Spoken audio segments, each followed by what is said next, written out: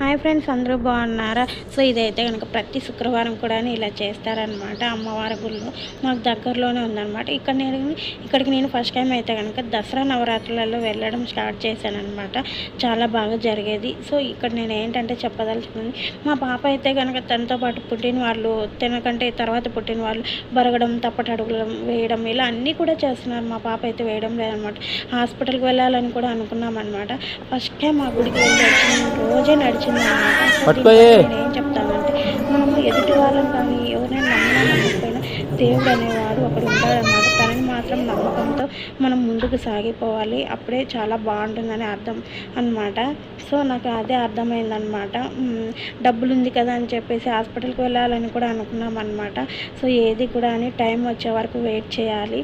So ఇంతే friends. ఇప్పుడు తనంతటి తానే కూర్చోవడం, లేవడం కూడా చేస్తుంది. నేను చెప్పింది కరెక్ట్ అవునా కదా? కామెంట్ చేయండి.